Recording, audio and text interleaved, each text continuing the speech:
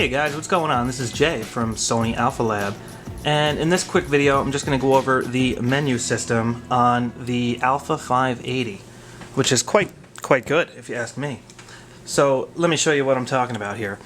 Basically, there's two different modes you can use with the 580. You have live view mode or you have optical viewfinder mode, and that's the mode that I'm currently in right now, optical viewfinder mode. So what we're looking at is, let me turn the camera on. I'm in full auto mode right now, and what I want to show you is the different displays. So in full auto mode, this is your display options. If you hit the display button, you got this, nothing. You know, this shows you the info, but notice how everything is grayed out here because you can't control anything. It's in full auto. If you hit it again, it'll show you some of the other options, how you have it set. And then if you hit it again, it'll go to no screen.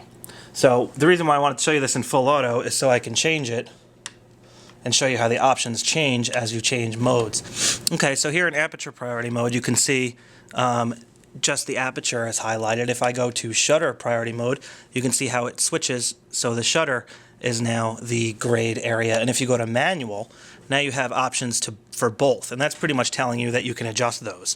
So I usually use aperture priority mode, so I'm just going to switch back to that. I like that mode the best. And notice when you hit the button to focus, it's now telling you what shutter speed it's going to use because it's picking that for you, so it's 1/80th. So let me just hit the display button and show you what this looks like now. So on aperture priority, this screen looks different. There's a lot more information on this screen than there was in full auto mode. Let me just go back and show you. See? That's full auto. Let me go back to aperture.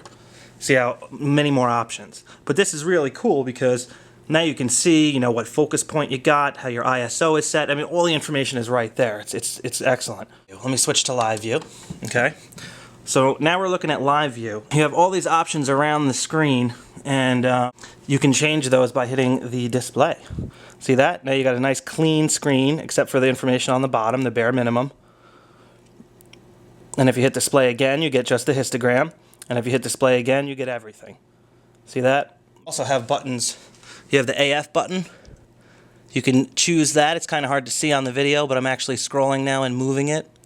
And then if you hit the function button, that'll bring you into the function menu, where you can adjust all sorts of things. Your drive mode, your flash mode, your focus mode, and white balance, HDR, all sorts of stuff like that. ISO. That's all with the. You can get to all that stuff with just hitting this function button right here. It's great. So, and then when you take a picture, this is what it looks like in playback mode. So I'm just going to hit the play button here on the bottom.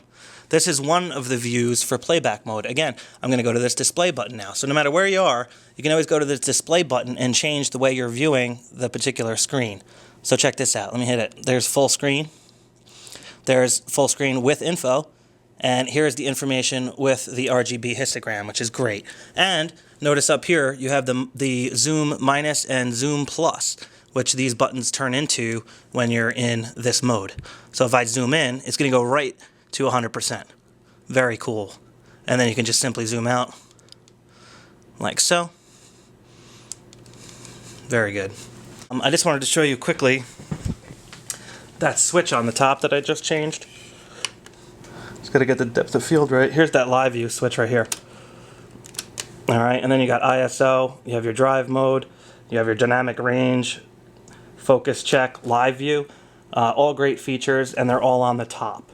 All right, so you can also get to a lot of those features by hitting this function menu, but it's great to know that they're right here at the push of a button, because when you're looking through the viewfinder, you really don't have time to hunt around, you know, trying to find buttons. You got to take your eye off the viewfinder and then try to find them. But this camera has everything you need at your fingertips, so you never have to take your eye away from the optical viewfinder. But anyway, that's pretty much it when it comes to the menu. Let me show, or the layout as you're shooting. So let me show you what the menu looks like. And I like this menu. It has like an old school style menu, which I like to call it. Very simple to find everything, and it's tabbed.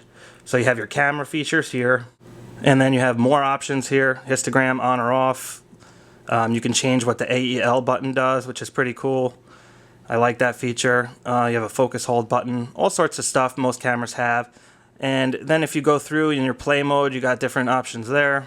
File number, options, format, and then you got your time, and then you got other tools here. So as you can see, it's really easy to find things in this menu. I like this menu style better than like the next camera style menus, for example, only because I'm just more used to using pro grade cameras and it's easy to find the stuff. If you don't know what shutter speed is, you don't know what aperture is, the pictures make sense. But when you do know what they mean, you're kind of looking at them like, why is there pictures? But anyway, that's pretty much it with the 580 screen and menu system here. Just wanted to give you a heads up on that, pick you up on the review.